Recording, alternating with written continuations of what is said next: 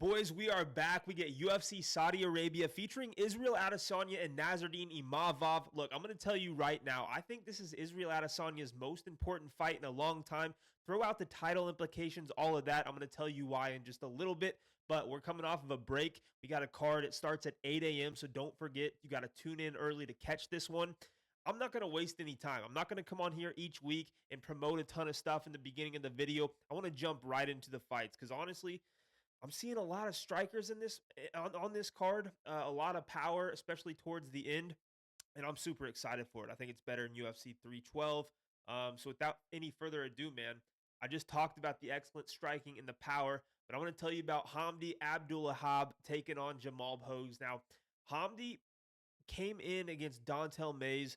It's been a couple of years. Like the guy hasn't really been around the UFC since July of 2022. If you remember and you've seen the headlines, Hamdi won that fight by split decision. Shouldn't have been a split, but he comes out and he pops hot for some kind of steroid, some kind of performance enhancing drug. And we haven't seen him since then. So maybe he didn't want to get off the sauce. He didn't think it was worth it. But now they're fighting in Saudi Arabia for the UFC's second Saudi Arabia card of all time. Maybe they're not testing as strict. Maybe they're giving him a little bit of leeway, being that he's from overseas over there. And maybe they said, all right, we don't really care what you drop for or anything like that, or we're just going to look the other way, or use this masking agent to get your urine back clean, or whatever the case may be. But he's taking on Jamal Pogues here, and it's kind of a clash of styles. Jamal Pogues looks out of shape. He's big. Used to fight at the lower weight classes, like I don't know about 185, but 205 was more in shape. But now he's a heavyweight. He's faster than all these guys on the feet. He fights well off of his jab. I actually like his jab a lot. I think his hands are pretty fast for the heavyweight division at the bottom level of the UFC's heavyweight division or even mid tier. He's got decent hands, not a whole lot of power. So far in the UFC, he's 4-1, or excuse me, 3-1. All three of those wins come by decision. His only loss was to Mick Parkin. That came by a decision loss as well. So the guy's not really getting knocked out. He's not finding knockouts, but he throws up decent volume for a heavyweight at times. He threw up 69 strikes in his debut, or sorry, on a contender series. Actually, I completely messed his record up. He's 2-1. He fought twice on the contender series. That's what was throwing me off. But in his last fight against Thomas Peterson, I think that looks similar to what we're going to see here. Just the fact that Peterson was a wrestler whose striking is a little bit green but has some power. Hamdi, Olympic level Egyptian wrestler. I believe he's the first fighter out of Egypt to compete in the UFC. But he made it to the Olympics for his country. I think he placed fifth or sixth or whatever it may be. And maybe Egypt doesn't have the strongest wrestlers, but he made it. He's strong. He showed it in his debut against Dontel Mays. He went for 2 takedowns. He landed them. He showed very good control. I mean, his takedowns were getting Daniel Cormier so excited in the broadcast booth, and they were slick. And I think that says a lot there. If you got a guy like DC giving you tons of credit and tons of props. But I think Hamdi's going to be a little underrated on the feet. Yeah, he doesn't throw a ton of volume. His striking defense isn't great, but he can take a punch. We saw him get hit to the eye extremely hard against Dontel Mays, weathered that storm, bounced back in that third round, found the takedown, controlled the whole entire round, landed some decent ground and pound. I mean, Dontel Mays is a 6'6" athlete for the heavyweight division. He had no chance of getting up. He had to hold on for dear life until referee Kerry Hatley stood them up, and then he had to empty the tank trying to find a knockout if he wanted to win the fight. So, if Jamal doesn't have the big power shots and it's not bothering Hamdi, at some point, I think Hamdi is going to land some big shots of his own. Because, like I said, he's not super skilled with the striking, but he does hit like a truck. His nickname's the Hammer, and you'll see why. He throws these big hooks, mixes in decent leg kicks as well. But I think this one comes down to the takedowns. And if you take down Jamal Pogues a couple of times, I think you can get him tired enough to win some minutes. They're in Saudi Arabia. He's the Egyptian fighter. The crowd's going to be on Hamdi's side here. Maybe they sway the judges. Should be a close fight, but I think Hamdi Abdulwahab is probably still on the juice, and I think he's going to get his hand raised in this first fight. But again, sketchy, low-level heavyweight fights. If you find a split decision prop, you may hammer it. Next fight, Bogdan Grad taking on Lucas Alexander. Grodd is coming off the Contender Series where he fought twice, actually. When he made his first appearance on the Contender Series, he had to fight Tom Nolan. He was up a weight class from what he normally fights at. Normally a 145-pound guy goes up to 55. Tom Nolan is like 6'1". He's very, very tall for the division. Might be taller than that. And even though Tom Nolan might have some chin issues, the guy hits hard. His striking is slick, and he was able to catch Grodd very early in the fight and put him out. Now, Grodd gets some regional scene time after that, comes back onto the Contender Series a year later, fights Michael Aswell, and Bogdan Grodd was like plus 110, plus 120 range, slight underdog. And a lot of people were high on Aswell because he's a great striker. He throws a ton of volume, and we saw it in that fight against Grodd. He was able to outstrike Bogdan Grodd 155 to 102, but the power was definitely on Grodd's side. He hurt as well. He showed that his striking is very good. He showed that his cardio is very good too. I mean, he had 3 takedowns in the fight against Aswell and 102 significant strikes. Like he was working that whole entire 15 minutes. Ended up being a split decision. It was a very close fight, but it was such a war, so back and forth, and both guys were super talented that Dana ended up giving Grodd the contract there. But he's going up against Lucas Alexander now. I defend Lucas Alexander a little bit because he comes into the UFC and makes his debut against Joanderson Brito, which is about the worst case scenario you could possibly make for your debut.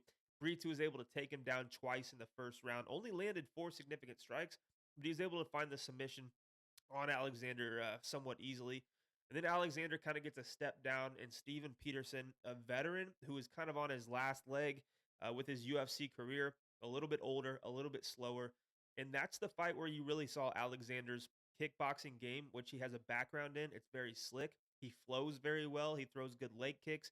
And if you fight him at range and you let him get into that flow state, he gets hard to hit. He's very good defensively if he can fight to his style, and if he can dictate the pace of fights. Lucas Alexander finds a lot of success. Now, his next fight, he gets another kind of step down in competition in Jekka Sergi, where he was like a minus 500, minus 600 favorite and ends up getting knocked out in the first round. It's not that Jekka was a better striker. Definitely probably holds a little more power because that's Jekka's game. Jekka's going to wing bombs and try to catch you, and he's got about a round to do it. Lucas Alexander was looking sharp while the fight lasted in the first minute and 30 seconds. He was outlanding him. He was landing some decent shots. He got taken down once, and while he was getting back up, he turns his back. And when he turns around, he's eating a right hook, and he gets knocked out badly. That's kind of on him for turning his back and not really knowing where his opponent was, and his opponent took advantage and capitalized. I don't really like seeing that mistake from a seasoned kickboxer, a seasoned fighter who's a well-rounded mixed martial artist, making that kind of mistake. Because if you're losing a Jekka Sergi, and Bogdan Grod's going to get his licks in, and chances are he's going to hit you pretty hard at times, and he's going to find the chin clean a couple of times. And if he does, man, it could be a short night for Alexander. But if he's able to keep the range, if he's able to kind of implement that pace that he wants to and keep him at bay with the kicks, Alexander's the better fighter, maybe more well-rounded as well. But this is a fight where you got to be extremely cautious. I kind of like violence in this spot. I think Alexander's kicks and his timing are good enough to where he could catch the chin of Grodd and put him out like we saw Tom Nolan do. But on the other hand, I think Bogdan Grodd, his pressure, his pace could get to Alexander and leave some openings. He could find a big shot too. I don't know if you would bet a side here. I mean, Bogdan Grodd is a 2-time Dana White's Contender Series fighter, and now he's only making his debut. I hate betting debut fighters. So yeah, I think I'd look at the under. Fight ends inside the distance. If you get a decent little line on that, I think that's how you attack this fight. But for the pick, it's a tough one. I'm not confident, but I got to go with the better striker, which I think this is going to be a striking match in Lucas Alexander. But again, I'm not betting on him here whatsoever. Next fight, Jasmine Jasudavicius taking on Mayra Buena Silva. Interesting fight because Jasmine has kind of become a fan favorite. People have labeled her the best fighter out of Canada in the UFC, and she's racking up the wins right now. Submits Priscilla Cachoeira, beats Fatima Klein handily, it beats Ariana Da Silva or Ariana Lipski by submission in the third round. Jasmine's a dog. Her only losses, Tracy Cortez, who just fought Rose Namajunas and showed a lot of heart and showed that she belongs. And then she lost to Natalia Silva, who's one of the best strikers in women's MMA right now, and who's super fun to watch. So can't really take much away from Jasmine on those losses. And she's beating girls that she should beat. And then she's had some decent fights, like the Miranda Maverick fight, where she won that one pretty handily too, where she was a big underdog there. So the one thing that I love about Jasmine's game. If she puts this pace on girls, her striking's not great, but she uses it effectively where she's going to get you tired, get in your face. And, if you start backing up to the cage, she might just hold you there until she can trip you or drag you down to the ground. And she's very aggressive with the ground and pound. That's why you see her pull off these late submissions. She just grinds girls and gets them tired, does damage until you're ready to give up, and she'll snatch the neck. So that's not good if you're Myra Bueno Silva, because Bueno Silva's kind of had this history of being ahead in these fights, winning in the first round, and then just kind of dropping off a cliff, facing some adversity, and just not really being able to bounce back. We saw it against Macy Chasson. She looked good. She was I don't know if she was a slight dog. I can't remember exactly in that fight. I think Macy might have been a dog. But Macy was able to hurt her in the second round, cut her open pretty bad, and Buena Silva just kind of turtled up and was eating shots from the guard, and ended up losing the fight by TKO in that second round. We saw Raquel Pennington just put on a striking clinic whenever Bueno Silva got tired in that fight.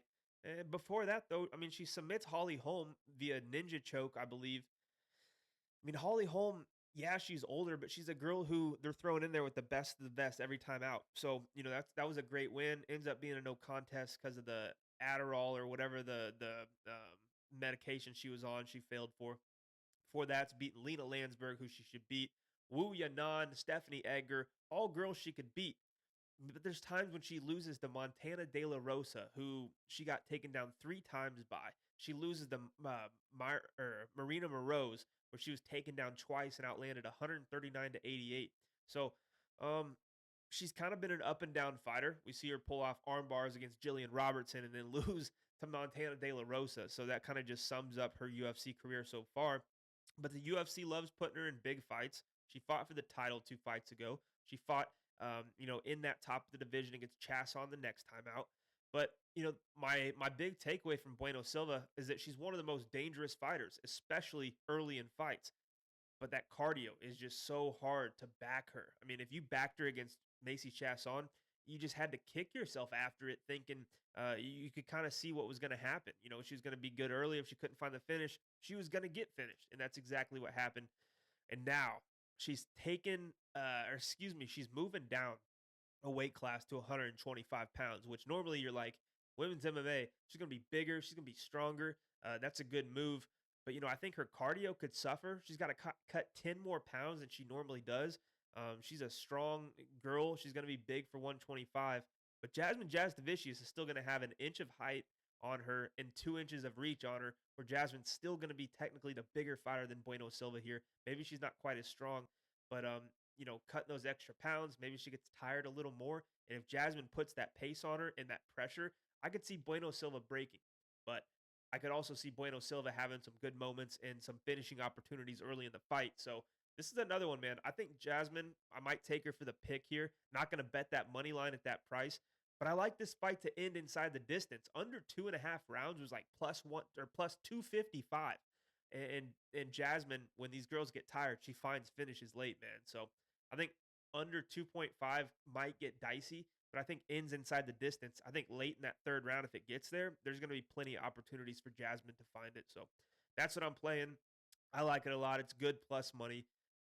So yeah, man, it's a sketchy fight though. If you're gonna bet on Jasmine, you just got to pray you get out of the first round, maybe the first round and a half, and after that, I think you cash. Next fight, another tough one. Fares Ziam taking on Mike Davis. And if you just go look at Mike Davis and you watch some of his fights, man, this dude is uber talented. He's super explosive, strong, has the wrestling game, the background, and his striking comes along too. He lands a ton of volume, 5.35 significant strikes per minute, but he gets hit with more than that, like which is a lot. If you're getting hit with 5.76 significant strikes per minute, there's a problem there. And a lot of it, I think, he's fighting good striker. He fought a good striker in Vyacheslav Borshev, where Mike Davis got 9 takedowns in the fight and was still neck and neck with the striking. So I don't really like to see that. Finishes Natan Levy in round number two via submission. That was a decent win. But other than that, man, he's not really beating great fighters. Mason Jones is tough, a decent fighter, didn't last in the UFC. Thomas Gifford, I can't remember if Thomas Gifford got any wins in the UFC, um, but he makes his debut against Gilbert Burns. That's a tough fight. Has an all-out war with Sadiq Youssef. That was a fun fight, but he's only fought 4 times in 6 years. That's my big concern here. Is that you're going over to UFC Saudi Arabia, live crowd now, no more Apex, and you're fighting a guy who has been very active, a guy who's used to fighting these wrestlers and is constantly improving in Faraz Ziam. Ziam fought Matt Frivola in the last fight, got taken down and put in a bad situation early, was able to weather that storm and then outstrike him 58-16 with 4 takedowns of his own in a third round knockout of the year candidate with that nasty knee. So great win for Ziam there. The fight before that, he beats Claudio Puelles by split decision, outstruck Puelles 31-4, but Ziam got taken down 7 times by a guy who's a jiu-jitsu practitioner, not a wrestler in Puelles. And before that, he's fighting Jai Herbert, Michael Figlak, loses to Terrence McKinney, where he didn't really get taken down. He kind of, I can't remember if he slipped or kind of went for a little trip of his own. And McKinney ends up on top and gets the sub round one. So yeah, I mean, if this thing plays out on the feet, if Ziam doesn't get knocked out in the first round, I think it gets extremely close, and Ziam probably pulls away, and he's got good cardio, and he can fight deep into fights, and he's going to have chances to maybe end it late, but take over late as well. But if Zion can't get back to his feet after getting taken down, because you know he's going to get taken down at least two to three times here, he could be in trouble. We've seen him get submitted before. We've seen him put in bad situations. And Mike Davis is super, super slick with the jiu-jitsu, has a hell of a squeeze. We've seen him submit guys before. But my problem here again, it all comes back to that inactivity, injuries in between. He's given interviews where he's thinking about walking away here and there. But if you look at his Instagram, he's definitely in the gym. He's training hard, and he has the game plan to beat Faraz Ziam.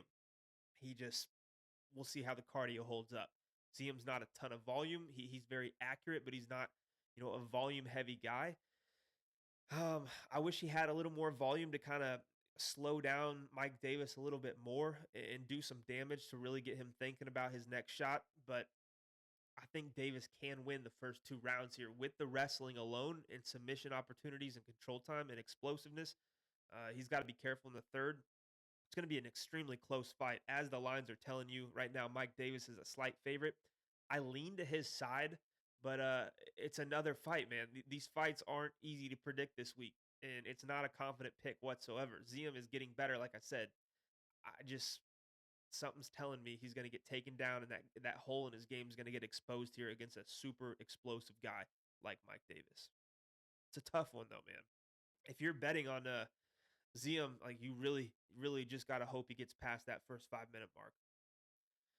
Speaking of the man who submitted Farziam in the first round back in the day, Terrence McKinney is back, coming off a nasty knockout loss to Esteban Hibovic, and Terrence McKinney will be fighting Damir Hadzovic, who hasn't fought in 2 years, who has the famous video that we see every time Renato Moicano fights, where he gets taken down by Moicano and submitted in the first 45 seconds, and they start yelling at each other after the submission. And Moicano was yelling at him, said, I'm only pissed off because I wanted to actually fight. I wanted you to give me a good fight and this thing to go long. And Damir tells him, well, you shouldn't have submitted me then. It's classic. But Hadzovic is decent on the feet. He doesn't hold a ton of power. He's not out there getting a ton of KOs at a higher level. Terrence McKinney, I don't know if Terrence McKinney's chinny or I mean the last shot he took, the kick from Esteban Hibovic knocks out 95% of guys in the UFC in this division. But, Hadzovic, I don't really think he has that kind of athleticism to really stand and hurt Terrence McKinney. Terrence McKinney's going to beat himself if he loses in this fight. He's going to get tired and he's going to gas out, and Damir Hadzovic then is going to have his opportunities. But I really don't see it going that far. I think Terrence, is a guy who needs a win badly in this spot. He's a guy who's an extremely talented wrestler and grappler on the ground. He's got a phenomenal submission game, a hell of a squeeze. He gets guys out of there with chokes that you don't quite think are locked in, but he's squeezing so hard that they tap. And Demir's hole in his game is his 34% takedown defense. The guy got taken down by D1 Mark Jacasey 8 times. Such a boring fight, but Jacasey was able to just take him down and hold him there. That's all he had to do to win the fight. Yancy Medeiros took him down twice. Renato Moicano, like I said, took him down 1 time, and that's all it took. Moicano got the easiest submission of his life. The fight before that, Christos Yagos took him down 6 times. So the theme here is that in his last 4 fights, man, he's getting taken down, over 16, 17 times. And now you're fighting another explosive guy who doesn't like to take damage, who's been finished before, coming off of a nasty knockout loss. And what's Terrence McKinney's path to victory? Takedown, submission, takedown control time, get him out of there in the first round. And I think that's exactly what happens here. I think Terrence McKinney knows that. He's a smart guy. He comes from a camp that has some smart coaches in it and good grapplers. So, yeah, man, I think McKinney does not play with his food in this fight. Comes out here, gets a quick takedown, and works from there. Probably a submission. It's plus 100. That's what the books are leaning happens. But, he's got power in the hands, too. Hadzovic's hard to knock out, but McKinney has that crazy power. Next fight on the card. Oh, we get Shamil Gadziev versus Thomas Peterson. We talked about Peterson a tad earlier because he's a guy who fought Jamal Pogues in the past. I believe that was his first loss in MMA. Let me double check that. No, second loss in MMA. Lost earlier on in his career. Thomas Peterson is 9-2 right now, where Shamil Gadziev is 13-1. Gadziev came into the UFC off the Contender Series. In the Contender Series, he got the takedown. He got the knockdown, the club and sub early in the first half of the round. Comes into the UFC and fights Martin Buday. That's actually a tough debut to make, just because Buday isn't a guy who death gasses for a heavyweight. He's a guy who, surprisingly, different from every other heavyweight on the roster. Martin Buday has never had a knockout in the UFC. He's, I believe, 5-1 in the UFC. All 5 come by decision. Throws some decent volume for a heavyweight, but gets hit a little bit. And Shamil Gadziev shocked some people, being that he looks like he's out of shape. He looks like he's going to be a wrestler with the last name, having the EV on the last name. But Gadziev was able to box up Martin Buday, had him hurt badly, had his eye, badly hurt in that first round. And I was actually at that fight. I had Gadziev round 2 finish plus 900, and he cashed it. He came out aggressive after having him hurt early round 2 and put him away. So everybody was high on Gadziev after that until he comes in against Jairzinho Rozenstruik, which is way too much, way too soon. And Jairzinho was like a plus 2-something underdog.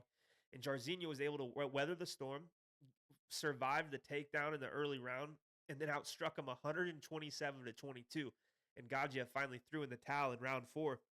And it was one of those losses that probably made him question if he wanted to keep doing this, because it was just such a vast difference in levels of striking, levels of fighting when he fought Rozenstruik, who we're going to talk about later. But that was a nasty, nasty loss. A lot of people got their mind changed on Gadziev. Then he went out and beat Dontel Mays in a pretty boring fight. So I don't know what to expect against a Gadziev in this spot, because if he goes out here and tries to wrestle Thomas Peterson, he's probably going to gas out. And Peterson is a JUCO national champion wrestler. He's got a wrestling pedigree. He's very good in that aspect. But, I expect Gadziev to keep this on the feet, because that's where he should have the advantage. He's 6'4" against Peterson 6'1". We saw it happen when Peterson went up against a guy who's 6'4" with a decent jab and striking in Jamal Pogues. He just wasn't able to hit him. He wasn't able to get the volume going. Couldn't even get the wrestling going either. So I see this fight playing out similar to the one of Peterson and Pogues. I think Gadziev, if he doesn't gas, should throw more volume, should be able to work in the jab, probably hits harder than Jamal Pogues does. And Peterson's face was busted up in that spot. Peterson is a gamer. He is tough, and he will not stop fighting. So if he can figure out a way to get Gadziev tired, maybe Peterson goes in for some takedowns of his own. If he gets them, he's going to have success, and it's going to be a closer fight. But this is a sloppy, nasty fight that could turn into 2 guys who are gassed, 2 wrestlers trying to take each other down in a clinch hug fest up against the cage with not a lot happening. So for those reasons, my money will not be on either of these guys on the money line whatsoever. Kind of like the over, if it's a decent price. But man, making a pick in this fight is disgusting. I guess I'll take Shamil Gadziev because he's got a little more experience, a little more UFC experience. And, he's taken a loss recently that made him, figure out if he really wanted to do this, if he really wanted to work hard to bounce back. And he did with the win over Dontel Mays. So I expect him to hopefully get his hand raised here. But again, this is another fight where you could pick either way, and either guy has a great chance to win. Next fight, Muhammad Naimov versus Khan Offley. I'm going to start by saying I thought Offley was going to have a better showing in his UFC. I don't even think it was a debut. I guess it was the championship for the Ultimate Fighter finale or whatever it was against Myron Santos. And Myron Santos is a stud in the making, I think. He's with a great team, great coaches. Striking's phenomenal. He's got a ground game, or at least he can get back to his feet or find the submissions as well. But Santos is a guy who you could look up in a few years, and this guy's got a little win streak, and he's in fun fights, and he's knocking dudes out. And that's just not what Offley is accustomed to. And Offley likes to get his offensive wrestling going. He wings big overhands. He's got that shorter, he's stockier, that wrestler build with a good overhand. He's powerful, but he looks for takedowns. He likes to get submissions. And there was just no doing that against Santos. Santos would clip him every time he came in close and tried to close the distance. And Offley just couldn't really get it going. I do think that Khan Offley is better than what he showed in that Myron Santos fight. Going up against Naimov here, Naimov's going to be the bigger guy. He's going to have a bigger, longer reach advantage. Coming off of a loss to Felipe Lima, a fight that was really close. And in that third round, Lima found the back, got the submission, choked him out. So if you're a Khan Offley backer at a big underdog price here, that's a little bit of hope for you. Before that, Naimov's fighting Eric Silva. There was an injury in that one, I believe, very early. Beats Nathaniel Wood. That was a phenomenal win for him. And beats Jamie Malarkey by knockout in the first fight. That was actually the start of the chin issues for Jamie Malarkey, because Naimov cracked him so hard down the middle with the right hand in that second round. Now, Naimov's well-rounded, in my opinion. We've seen him work in takedowns before. We've seen him knock guys out. Takedown defense, a little bit to be desired, but he's getting taken down by Nathaniel Wood, who's sneaky with the takedowns. He got taken down a couple of times by Jamie Malarkey, who has a decent wrestling game. He just hasn't shown it. And Felipe Lima got taken down once too. I don't know if Khan Offley is really going to come out here and test the striking at all. I think he's got to go straight to work with the takedowns and try to put Naimov into some sticky situations with the cardio, because we've seen Naimov slow down. We saw it against Felipe Lima, and look where it got him. It got him submitted. He slowed down against Nathaniel Wood and kind of let Wood back into the fight a little bit. So, yeah, I need to see more out of Naimov still. With the cardio, maybe he gets it back in check before I'm confident to play him at this price. If he was a coin flip here, or even, minus 150, minus 175, looks a little bit better than this big of a favorite. So it's a tough one to back him and put him in parlays, because we've seen him look great and beat guys that maybe he shouldn't have beat. We've seen him lose to guys that he shouldn't have lost to as well. I think Khan Offley falls into the category of guys that Naimov should not lose to, but Offley also has that submission game where we've seen Naimov struggle. So, yeah, tough one. Naimov should get it done, but, Khan Offley might have a better showing than he did against a pure, nasty striker in Myron Santos. Next fight is, I see a war going on online about these two fighters and who they're picking. It's a good one. With Said Nurmagomedov and Vinicius Lockdog Oliveira. Oliveira, everybody knows by now. Fan favorite, crazy fun style. Had a fun style, and a lot of people knew him before the UFC. Had some nasty knockouts. Gets a nasty knockout on the Dana White's Contender Series in 2023. And comes in against Bernardo Sopai in his debut, and he's getting ragdolled in the first round. The second round, I believe is either into the first or early second, kind of gets flattened out, has his hands over his head, and he's just eating big shots. The ref looked like he was going to step in, but every time the ref told him to fight back or improve his position, he'd get to his knees and crawl a little bit and then get flattened back out and eventually survive to the bell. And we all know the story of Bernardo Sopai. Super talented, drops off a cliff with the cardio, and that's exactly what happened there. He was on short notice, off the couch, comes in there, looked like a world beater, and then Oliveira was able to take over and just make it a disgusting flying knee knockout candidate. I can't remember if it won knockout of the year. Probably not with Max Holloway. But he was up there for one of the best knockouts of the year over Bernardo Sopai. And that's just the kind of style he has. He's fun. He throws crazy strikes, flying knees. His right hand is nasty and powerful. But then he comes in against Ricky Simone as the underdog, I believe, and just completely works Ricky. Ricky looked like he was just done with fighting, done with the UFC. Got 2 takedowns. Oliveira worked back to his feet and then outstruck him 96-42. He's just a fun guy with great striking, and he's improving. And he wants to be a fan favorite. He's got star potential, and he knows that. And he's been working hard. I think it's motivating him. He's getting better every time we see him, and that power is real. But going up against Saeed Nurmagomedov in Saudi Arabia, this isn't a Nurmagomedov that's related to Habib. He's not in that camp. He doesn't train with those guys. I actually believe he trains with the Zabit camp and those guys, and it fits his style more. Crazy, crazy striking with the spinning kicks, and he doesn't have the most power in his hands by any means, but he can crack with the volume and the craftiness and creativity. It's super, super fun to watch. He's not a big volume striker. He likes to pick his shots and be accurate, but his striking defense is pretty good. He only gets hit with 2.13 significant strikes per minute, almost a 60% striking defense, which is good in what you want to see. But his submission game is nasty, man, especially if you're going for takedowns on him. He will find your neck. We saw it against Moin Gafarov, submitted by guillotine in the first round very, very early. Submitted Cody Stamen. Submitted Saijikov Kakramanov in the second round, which is a dude who is very good with the grappling and hard to finish. So, this guy is dangerous as they can be, especially when he's fighting wrestlers. I don't think Oliveira is going to want this thing on the ground whatsoever. He's going to want to keep it on the feet. And if he does, he's just got to figure out a way to slow down Nurmagomedov, because Nurmagomedov is so fast. And like I said, that craftiness is hard to get your timing on him. And, if you overextend or make a bad decision with a strike, he can counter you. He could take your back real quick. Or he can, he has knockouts, but the way that Saeed's going to beat you is with the speed and wait for you to make a mistake and just try to get on your back or find a neck of somehow. But, levels of competition, UFC experience, all this goes to Nurmagomedov. Lost to Jonathan Martinez in a fight I thought he clearly won. He outstruck Martinez 47-38, and you all know Jonathan Martinez, nasty leg kicker, can grapple a little bit himself. Saeed had 3 takedowns in that fight. Saeed had 2 submission attempts, and they gave it a unanimous decision to Jonathan Martinez, which was crazy to me.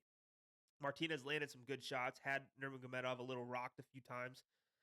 So if you're betting on Oliveira, you're kind of licking your chops seeing that happen. And I think that's honestly Oliveira's path to victory. He's got to find the big knockout, because if he doesn't, style points are going to Saeed Nurmagomedov. It's a Brazilian going into Saudi Arabia to fight a Nurmagomedov. Never ends well when it goes to decision. Saeed, more experience, all of that stuff. I think there's a little bit of value on Vinicius Oliveira. If you're wanting to play his money line at plus money, I think you just take his knockout prop, because he get completely screwed on the judges' scorecards here. For those reasons, I'm going to side with Saeed to win this fight, but it's going to be a dandy. You do not want to miss that fight. There's some fights on here. Maybe you want to go take a little break. This is not one of them for sure. Next up, Sergey Pavlovich taking on Jairzinho Rozenstruik in a fight that's going to be kind of like these other heavyweight fights we've seen on here. Pavlovich is going to come out guns blazing, you would think, like he has. If he doesn't find the first round finish, I honestly think Rozenstruik is going to find a way to take over the fight. Pavlovich was like one of the scariest dudes at heavyweight. Makes his debut. Yeah, he got finished by Alistair Overeem. Overeem's a legend, crazy strength, power. That was back in 2018. And then he goes on this 6-fight win streak, ending with Curtis Blades, a nasty, nasty knockout there, just knocking out everybody. Literally, he had 6-fight win streak. All 6 of those were by knockout in round 1. Tai Tuivasa, Derek Lewis, Curtis Blades. Then they give him Tom Aspinall for the interim title. Tom Aspinall gets clipped a little bit, and then while Sergey just comes in like a marauder, gets clipped himself and put out Aspinall's now your interim champ. Pavlovich signs to fight Alexander Volkov. Man, this is what scares me about a guy like Rosenstruck. Pavlovich went out there, looked decent in the first round, couldn't find the finish, and Volkov just completely took over with the kickboxing, kicks to the body to get him to slow down and tired. Pavlovich is a big boy, tons of muscle mass. If you can get him into deep waters, chances are you're gonna have better cardio than him. So, going up against like a guy like Jairzinho, who's also fought the who's who in the division, Shamil Gadziev, no, I'm just kidding. But he's fought Alexander Volkov himself. He's fought Curtis Blades, Cyril Gahn, Junior Dos Santos, Francis Ngannou, Alistair Overeem, who he beat by knockout, Andrei Arlovsky. This guy's got a load of experience. He's a very technical kickboxer, not much volume to him, but he's very methodical. He's very accurate, and his striking defense is decent. So, yeah, man, I expect him to be able to survive. I expect him to throw a lot of leg kicks and body kicks early to really keep Sergey guessing and keeping him frustrated. The more frustrated he gets, the more he's going to just start winging bombs and brawling, and the more tired he's going to get. And Rosenstruck, I think, could take over the fight and find some decent shots himself. He's not a big heavyweight. He's not a super, super powerful heavyweight, but he does pack a punch. Underdog shot on Rosenstruck at this price against a Pavlovich who's on a 2-fight losing streak.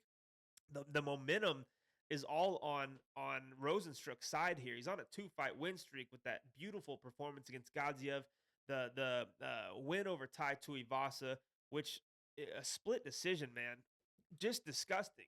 I mean, he outstruck Tai Tuivasa 91-37, and it was a split decision, just crazy.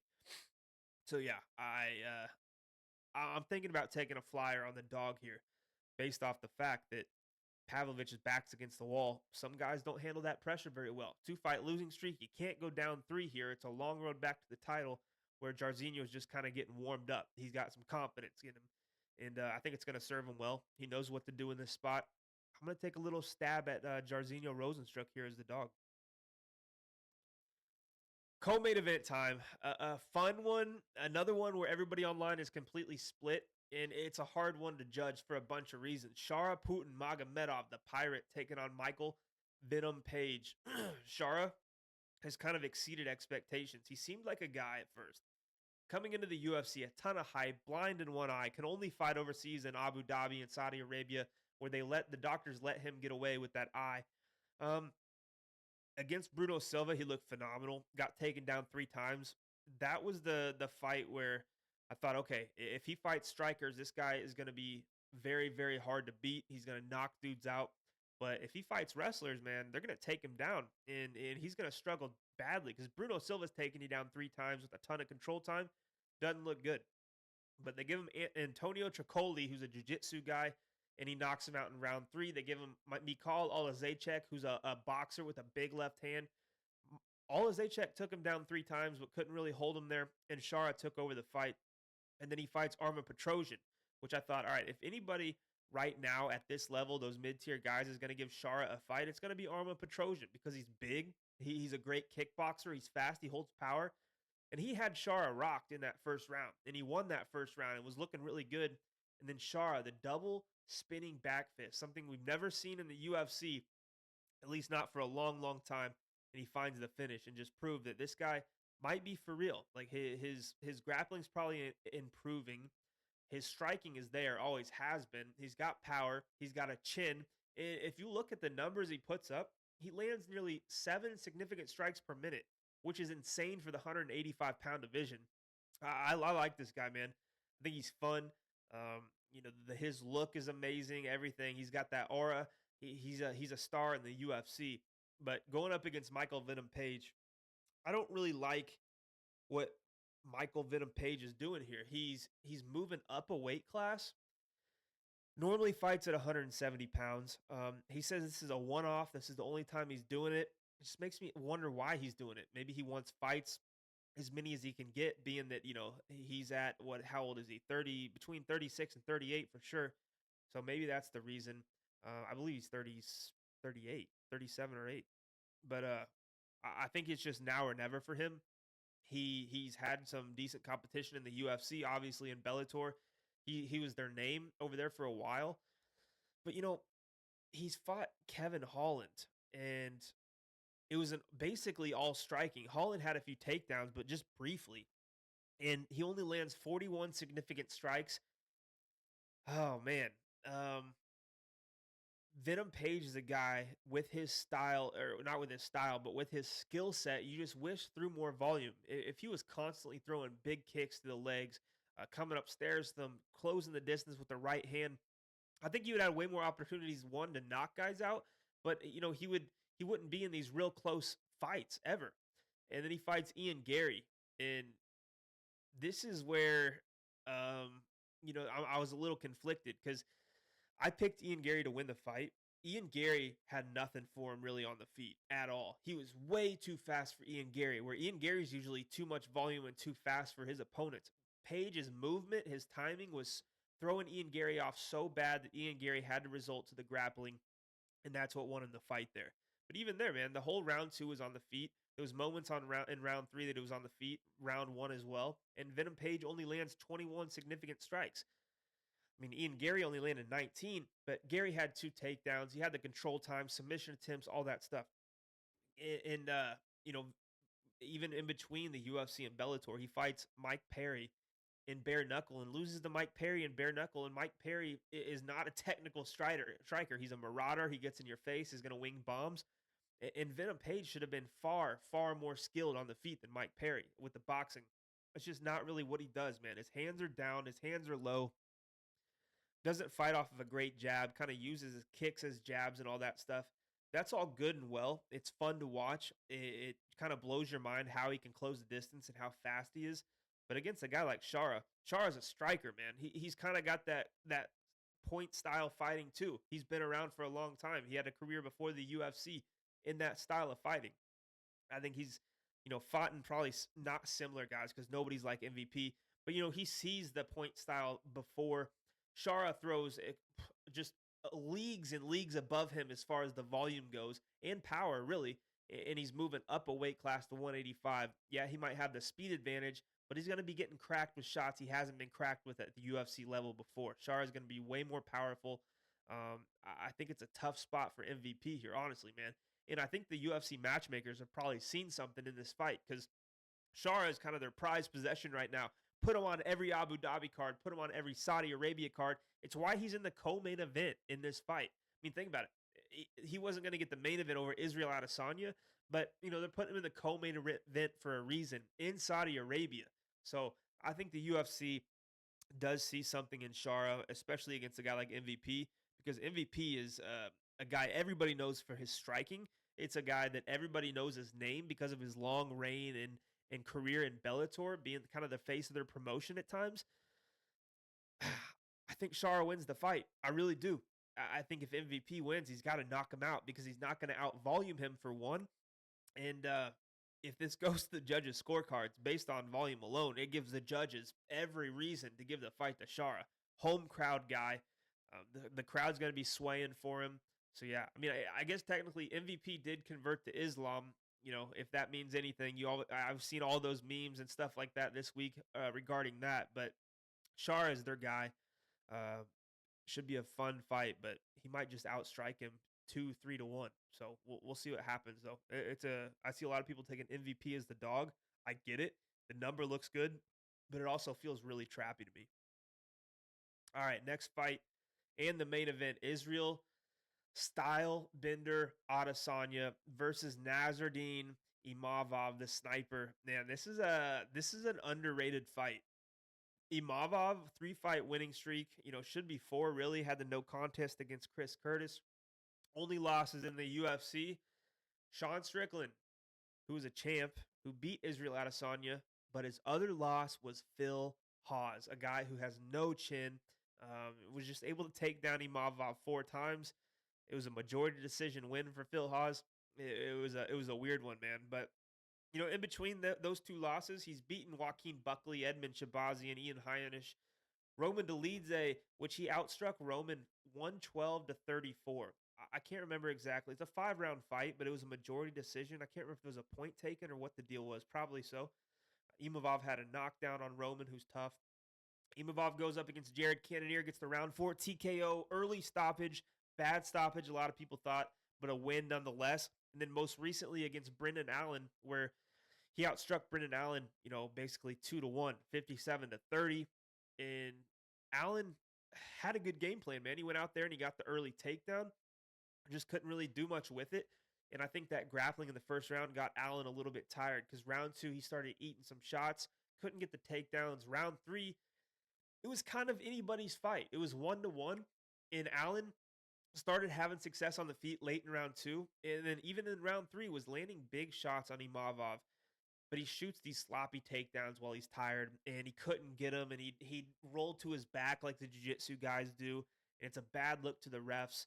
I mean, if Brendan Allen doesn't shoot those nasty takedowns and doesn't roll to his back and look exhausted on the feet, man, like I said, he was landing bombs.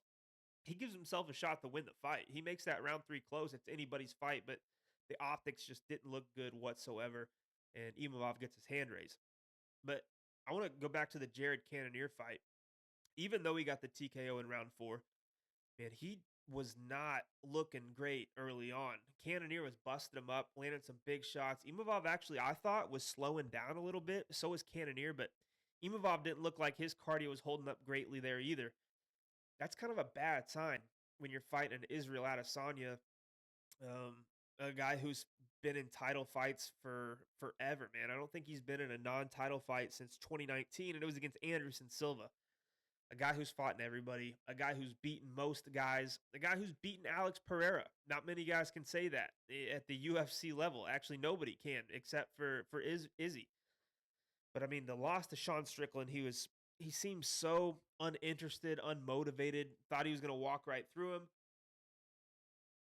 Takes a bad loss there, and then fights Dricus du Plessis, the bulldozer, the guy who just seems unstoppable right now. And it's weird because DDP had a good first round, and then Izzy had a few great rounds after that. Looked like he was in complete control of the fight. Looked like he was taking over the fight. DDP looked like he was gassing out like he always does. And then he finds the takedown round four, jumps on the neck and submits him. So, the one takeaway I do have from that fight is that I thought Izzy looked a step slower. Not so much offensively, but getting out of the way of shots. I thought DDP was landing shots on Izzy that he would not have landed 2 or 3 years ago. Izzy is getting up there too, man. 35 or 36 years old. He's not a spring chicken. He's been in a lot of fights. He's been taking some damage lately. Alex Pereira, Sean Strickland landed 137 significant strikes, knocked him down, and was beating him up a little bit. DDP landed 90 significant strikes on him. So he's starting to take some damage. He's getting hit way, way more than he did, when he fought like Paulo Costa, where he took 12 significant strikes, or Bobby Knuckles, where he only took 32, or Kevin Gastelum, where he took, or not Kevin Gastelum, sorry, Derek Brunson, where he took a whole 3 significant strikes. So it's kind of a different Izzy.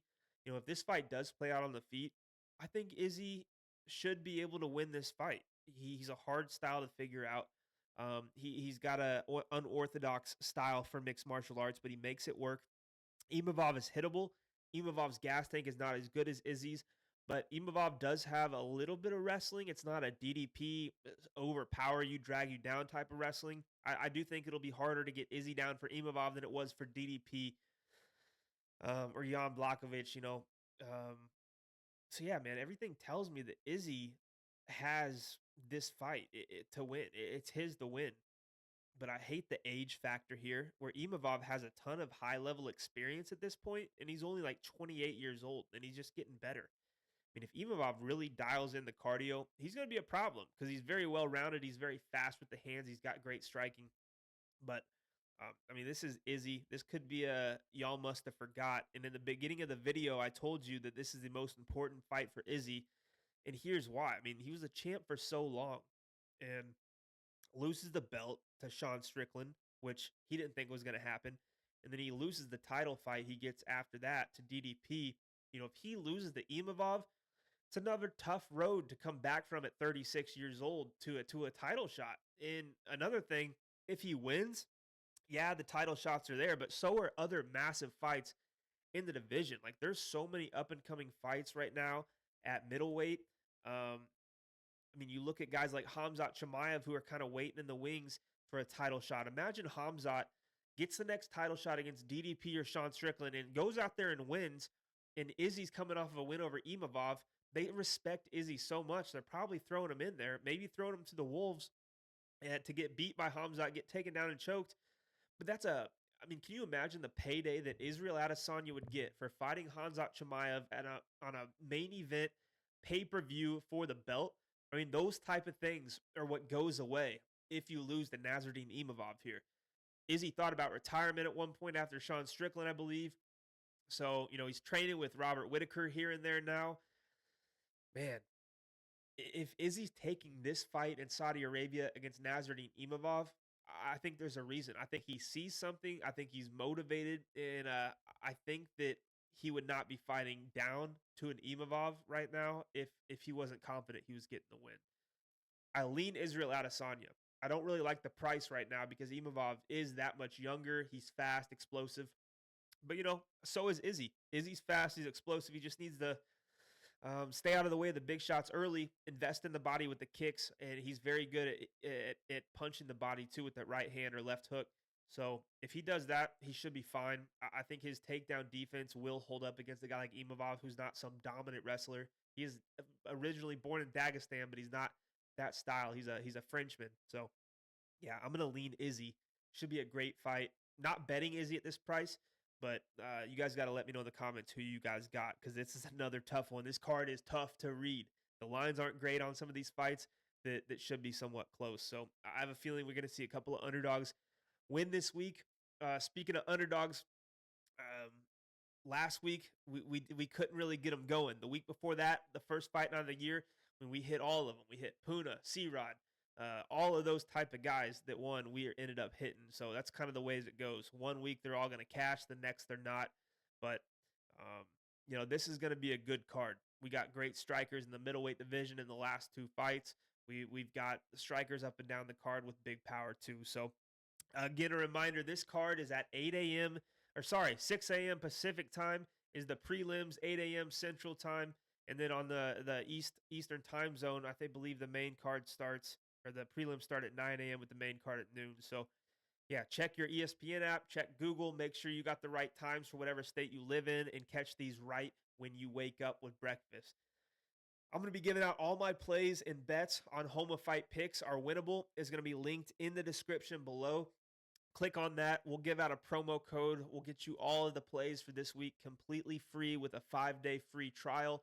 If you want to stay on board, we'd love to have you in our Discord and get our plays every single week. Me and Hey Jive Picks giving them out all the time. This year I'm up 11.365 units on the year. Massive week one. Almost broke even week two on a crazy unpredictable card. And we're looking to bounce back and add to that profit total this week. So again, link is going to be in the description. Make sure to hit the subscribe button. I'm new to this YouTube game, but we're going to be pumping it out in 2025. Drop a like, drop a comment, hit subscribe, turn the post notifications on so you're notified every time I drop a video. Again, I appreciate all of you guys from TikTok, all of you guys from IG, and let's get YouTube rolling. Good luck if you're betting on this card, and if you're not, enjoy some of these banger fights.